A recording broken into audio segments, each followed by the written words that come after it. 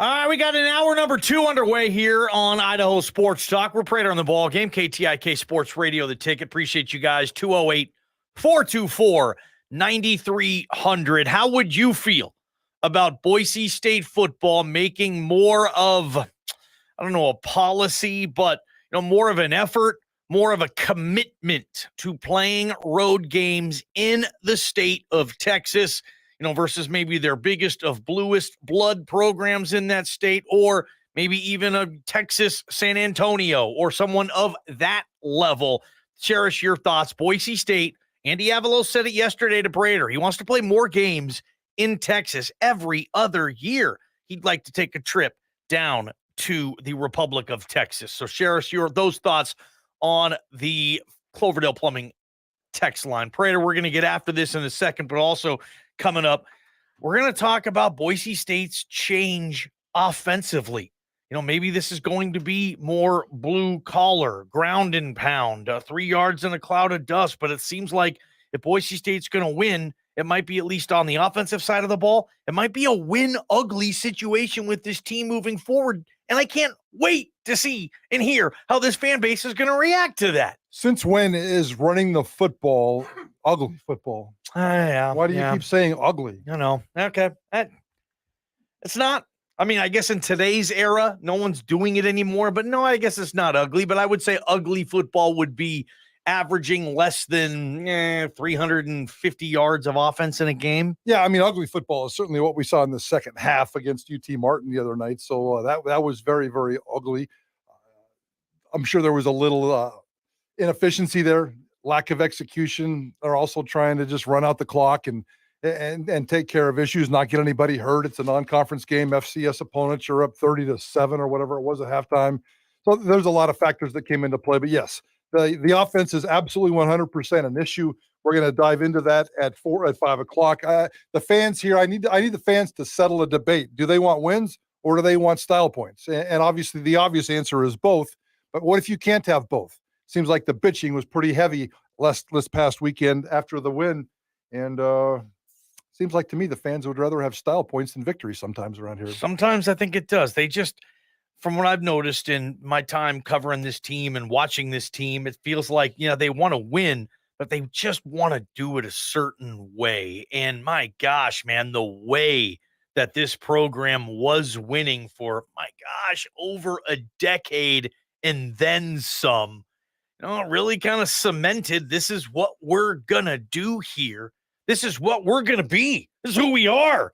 And when they don't see that, regardless of a 30-7 victory over an FCS team, it's just not good enough for them. Nope.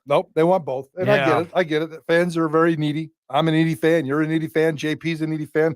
We're all needy fans, and we all like what we like. So I get it, but there is a little disconnect, and we're going to dive deeper into Boise State's evolving offense. If you haven't noticed, Boise State's offense is changing. You're not going to get your style points this year. Yep. So go ahead, settle for the victories, and let's see what this football staff can do. Maybe they're about to drown in a quagmire of crap, or maybe they're about to create a miracle and resurrect this offense 2 or 3 games into the season. I cannot wait to see how this drama plays out. That's going to be a good one. Again, Prater in the ball game here. All right, Prater, more games in the Republic of Texas, says Andy Avalos. Jeremiah Dickey. Andy Avalos said he wants this as well, and you're going to get that on Friday night. But in the future, first off, before we kind of get into what we would like to see the future of Boise State in the state of Texas be, give us a little education on the past. Yeah, Boise State's track record of playing football games in the state of Texas is really, really, really sad. And I told you guys, we opened up the show with a fact that I'm not sure JP got it, but I'm not sure how many Boise State fans, how many times has Boise State in their since 1968? What is that, 32 and 22? Is that 54 years off the top of my head? Yeah. How many times in 54 years has Boise State played a non-conference football game in the state of Texas? The answer is once. And it hasn't happened in 30 years. In 1992, Boise State played at Stephen F. Austin. That's the last time they went to Texas in a non-con game? That's the last time they went to Texas in a non-conference game, 1992. They marched out of Stephen F. Austin with a 24-20 victory, and they didn't play another non-conference game in the state of Texas until this Friday. Dang, yeah. I mean, why do you think that is? Just scheduling? What, too far? I mean, back then in 92, I mean, you're talking 2 1 AA teams then. Correct. As well. Correct. Stephen F. Austin used to be a power in 1AA, and I'm sure at that time it was a beautiful matchup. Since then, Boise State's played North Texas a couple of times in Big West games. They played Rice, UTEP, and SMU, and again UTEP in a couple of WAC games, four WAC games. And then we got UTEP this Friday. Boise State's playing at Houston in 2025 as of right now.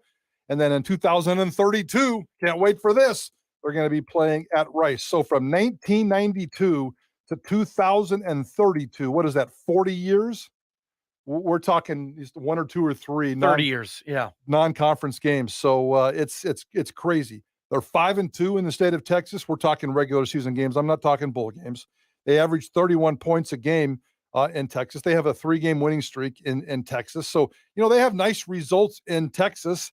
And obviously you want to recruit in the state of Texas, even though UTEP doesn't really count. UTEP is closer to Phoenix. UTEP is not really a part of Texas. UTEP does not count as part of Texas. That's, what is it, 10 hours to Dallas, for crying out loud? UTEP is 2 minutes to New Mexico. I mean, I've been there. I mean, El Paso. You've been all. I mean, you're right across the street from Mexico and New Mexico. It really is UTEP. I mean, it's hard to even say that is Texas. And you're right. It is quicker if you were in El Paso to jump in your car and drive to Phoenix than driving to Dallas or Houston. Boise State has 13 players from Texas on its roster.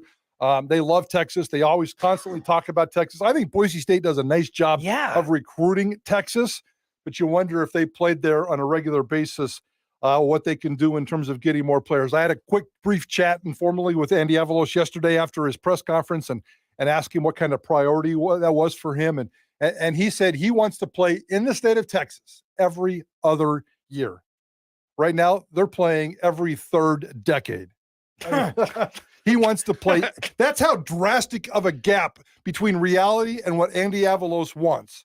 Every other year, he wants to play in the state of Texas. And right now, they're literally looking at like every 2 or 3 decades they're playing. That's not going to work for Andy Avalos. He said that he and Jeremiah Dickey are working on this. Here's the problem. First of all, COVID kind of got in the way of a couple of the scheduling issues. And then now it's conference realignment. I mean, Boise State is supposed to play Houston in 2025. Houston's going to the Big 12. Even if Boise State wanted to go off and schedule a couple of Texas games, Andy just kind of hinted real briefly that conference realignment has everything stagnant. Everybody's sitting back and not really working their schedules right now. We're talking about some of these Texas teams and some of these teams that we're really not quite sure what's going to happen with their schedules moving forward. I have no idea if that 2025 game against Houston's even going to happen. That's an important game. I'd like to see Boise State play that game, but who knows if it's going to happen, and who cares about Rice in 2032? That's not going to keep me up at night or not up at night. So I think that they have to figure out creative ways. They don't have a lot of openings on their schedule. Their next opening on their schedule is 2026 for a road game. In 2027 and beyond, they need more road games. So they can go off and schedule some road games, but it's not going to happen for a long, long time. Boise State needs to get its butt into Texas more ball game. That's the bottom line here. It's not even close to happening. When I saw these stats, it was alarming to me. The best way, and it probably goes without saying, but probably again too much to ask for, would be somehow, some way, at some point getting that Big 12 invite.